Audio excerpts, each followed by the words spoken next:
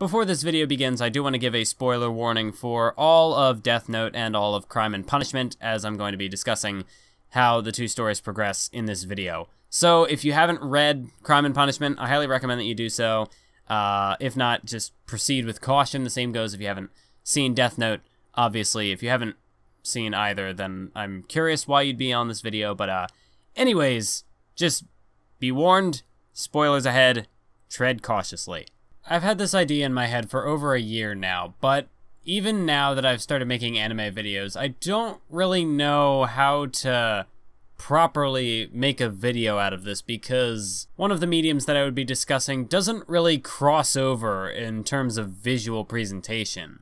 Unlike with anime or manga, comics, TV shows, movies, all that, like, those are all visual-based mediums. So if I wanted to talk about a novel, I don't really know how I could try to present that visually. So I wouldn't expect a video like this to actually make it onto the main channel as a fully scripted video, or at least like a video that I would make as like a Patreon thing, that type of quality, because yeah, I'm sure that there's movies for Crime and Punishment, but I read the book and I don't see myself going out to like watch a movie about Crime and Punishment. And then as well as just in terms of getting the footage, I just don't know really how it would work out. So I figured, screw it, I'll just ramble about it and we'll throw it up on the Maths Wizardry. Even though this video is perfect for my thematic breakdown series, it would fit in there well if it just wasn't for that handicap of having no idea how to display it visually.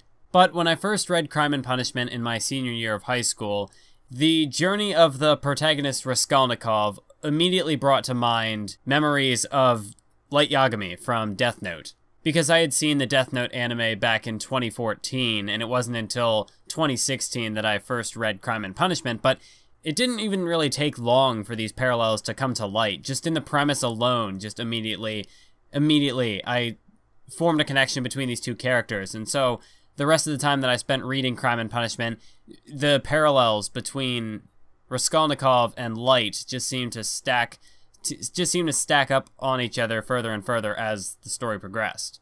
At the start of the novel, Raskolnikov is a poor student in his mid-20s who ends up murdering an old pawnbroker and robbing her. At least that was the intent, was that he was going to murder this old woman and rob her of her possessions to get himself out of this poverty cycle he had been stuck in. But immediately upon committing this crime, he gets into this big moral dilemma. He freaks out over what he's done, and he ends up falling into this fever. This part of the story gets a little slow because he's just kind of sitting in his room, but just the stress, the anxiety just completely destroys him. He gets away with this crime. There's no real evidence to prove that he was the murderer. He manages to escape without a trace.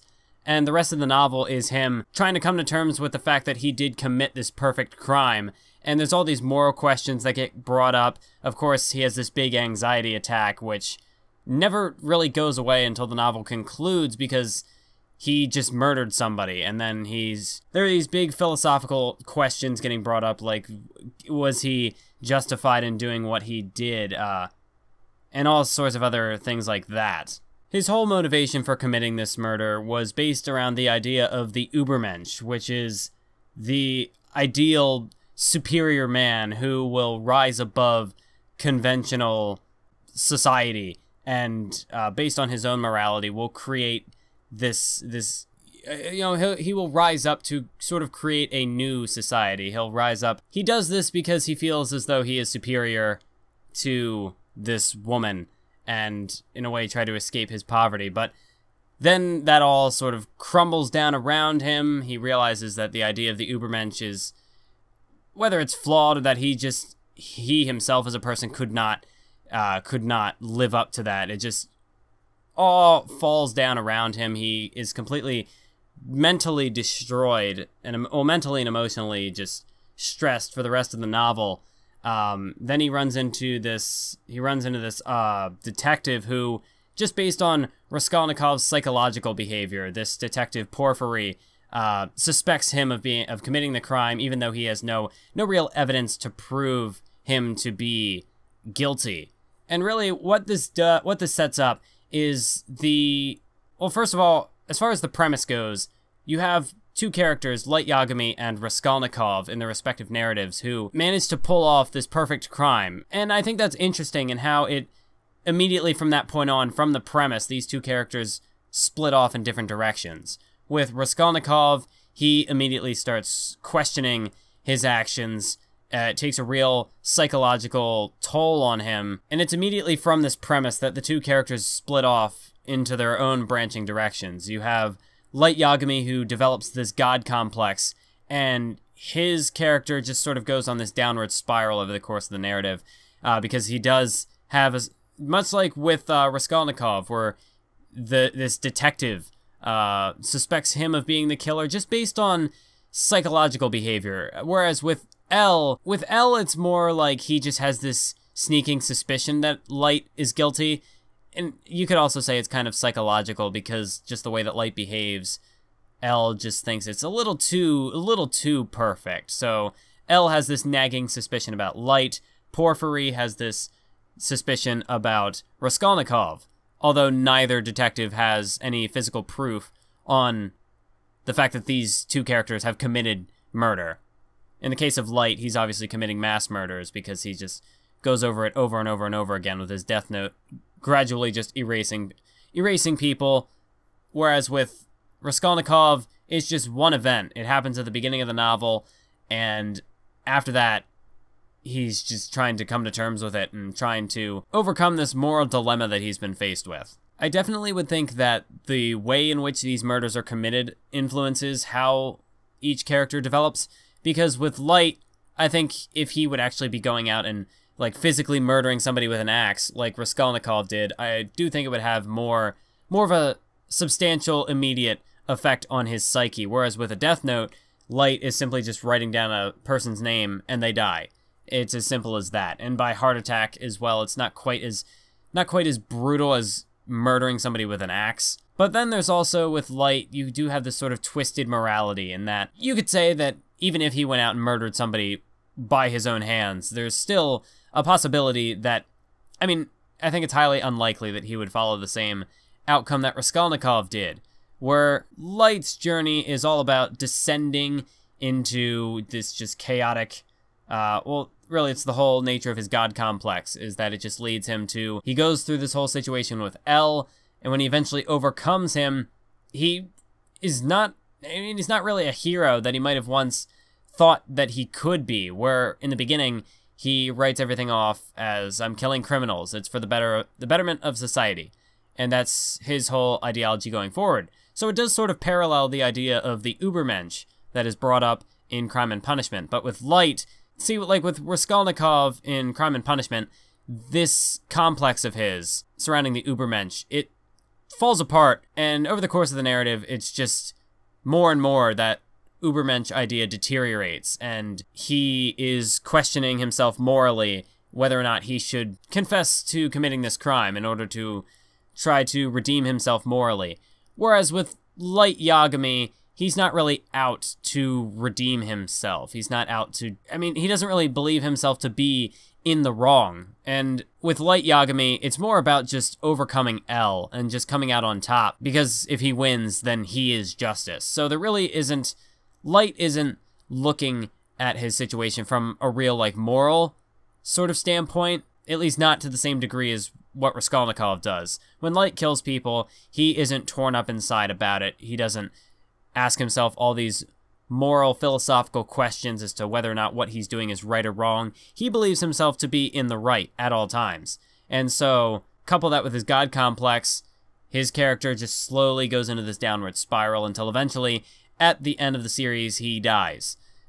He loses the game to Nier, and he just completely breaks down. So his character, there's no real redeeming qualities about Light. It's starting off where he is sort of, you could say he's like this pure high school student, and then once he gets into contact with the Death Note, he becomes sort of corrupted, and that corruption just slowly consumes him, coupled with his eventual victory over L. And his god complex takes over, and it ultimately leads to his downfall, because he makes a mistake, he gets careless, and he loses. With Raskolnikov, on the other hand, he commits this act, this murder, and his journey is slowly trying to regain that moral, to improve himself morally, to become a better person than what he was at the start of the novel. Whereas at the novel, he's very arrogant. Obviously, the whole idea of the Ubermensch is very arrogant, and the story seeks to tear down this idea of the Ubermensch and how, you really can't rise above society.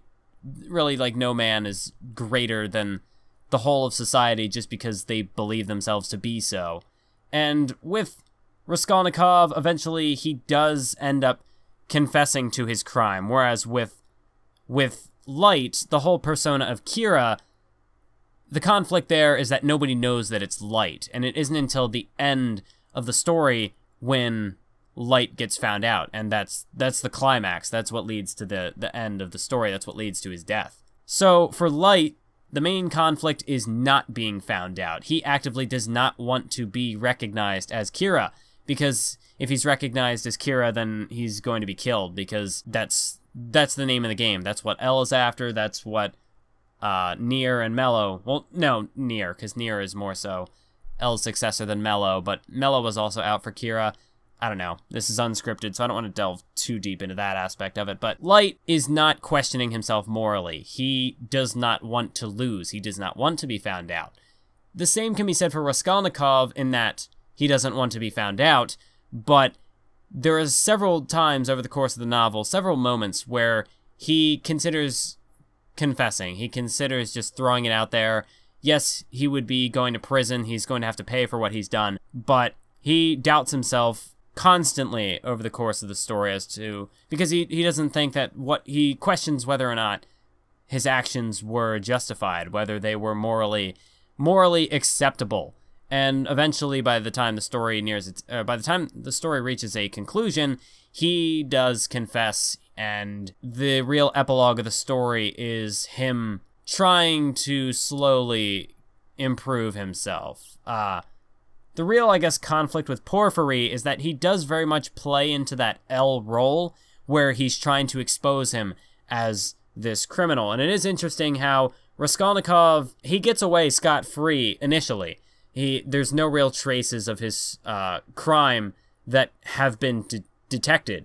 The only real issue is his psyche, and that's what makes Porphyry suspect him of being the criminal, is that, like, his mind just deteriorates. He acts weird. He's constantly paranoid of being found out because he doesn't want to go to prison. He doesn't want to be killed. He doesn't want to really suffer any repercussions for what he's done. He wants to try to put it behind him. But this paranoia, this stress, continues to eat away at his conscience until eventually it breaks him down and he does confess. With Raskolnikov, he realizes that he's in the wrong and is just gradually coming to terms with that notion and accepting it, accepting his punishment, and trying to better himself. With Light, he does not believe that he's wrong. He does not want to lose. He does not want to be proven wrong. He doesn't want to lose the game.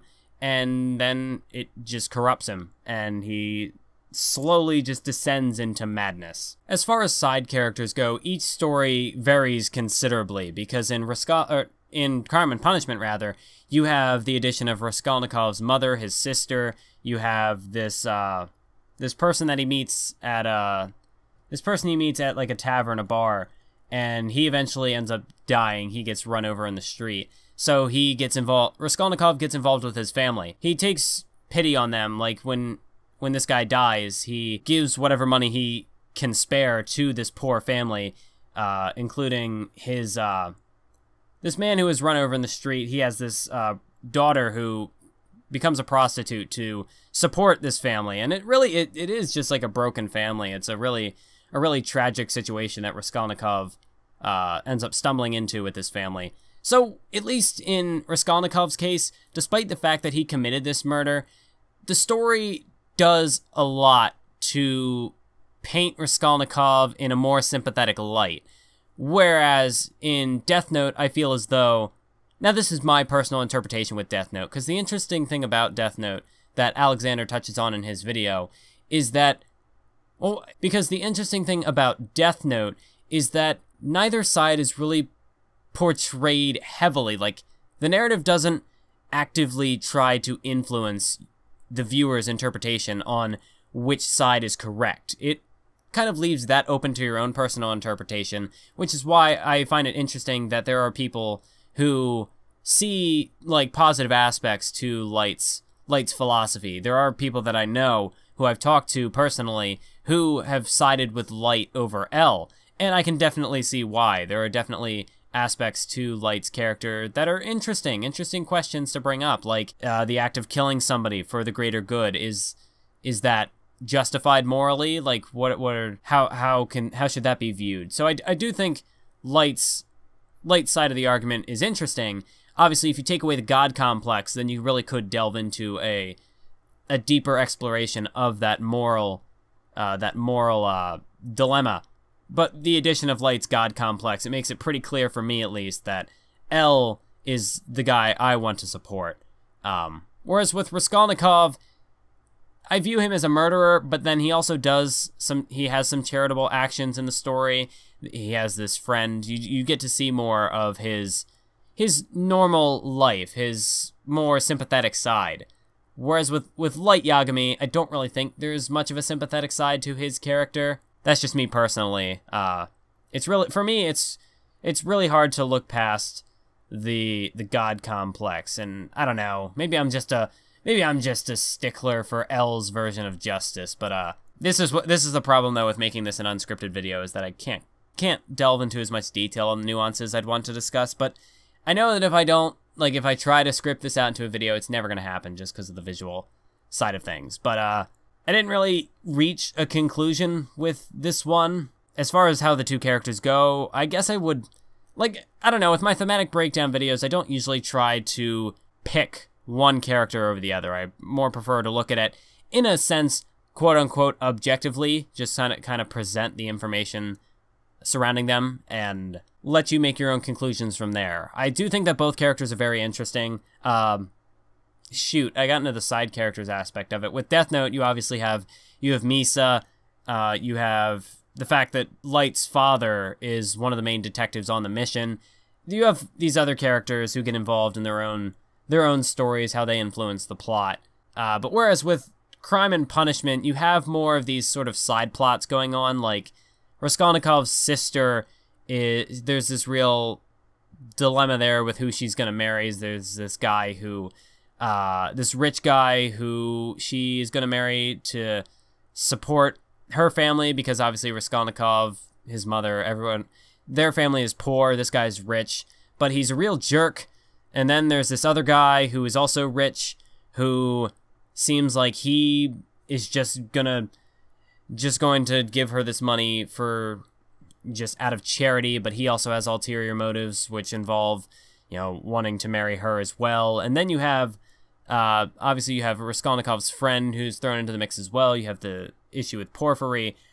There's a lot of moving parts in Crime and Punishment, and that's not to say that I think Crime and Punishment is, I guess I would say that I don't know, it's tough.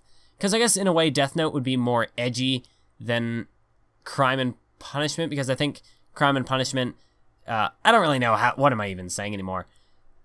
It's really tough for me to make a preference between stories, because obviously Crime and Punishment is a piece of classic literature. It's a novel written in 1866. It's a really good story. But then again, Death Note I think is a good story as well. Yeah, the second half, I think, when it comes to Crime and Punishment, I would say the novel as a whole is a much stronger, cohesive work. By the time it gets to the end, it doesn't fall apart. Like Death Note, it seems like things at the end kind of fall apart. Once L goes down, it's not the same story. And it does well to explore the idea of the game of justice. Light versus Nier or L. Justice, like, what truly is justice? Justice goes to the winner. The winner claims the spoils. But The second half I just don't think is as entertaining once Elga... It's not even really the second half. I guess it's like the second... like the final third of the story, but I don't know. I think Crime and Punishment as a whole is a more cohesive story. I really think both stories are interesting in the ideas that they present, but at this point I'm rambling on far longer than I need to because I don't really know how to wrap this up. But if you haven't already read Crime and Punishment and you... because I know sometimes people watch videos, they don't really care for spoilers, but I would highly recommend that you check out Crime and Punishment if you haven't already seen it. It's tough for me to gauge, like, tough for me to kind of, just for me personally, I would think that more of my audience has seen Death Note than has read Crime and Punishment, just because YouTube is predominantly more of a younger audience. But then again, Crime and Punishment is a classic piece of Russian literature, so it wouldn't, like, I don't think it would be much of a stretch to assume that a plethora of people have read Crime and Punishment because it is such a famous story. But I think both stories are really, really strongly crafted. I definitely enjoyed, words, can't even talk. I enjoyed both stories. I think they're great. I would definitely recommend checking out both of them. Sorry for rambling on these. As always, like I said, I would have liked to make this more of an actual proper video, but just, I don't think I could really sit down to write a script about it knowing that I wouldn't actually go through with the visuals. So I figured I have the thoughts in my head now. I'm going to get them out there before I lose them. And that's typically how this channel works. So thank you for joining me for another video. And until next time, keep on YouTubing.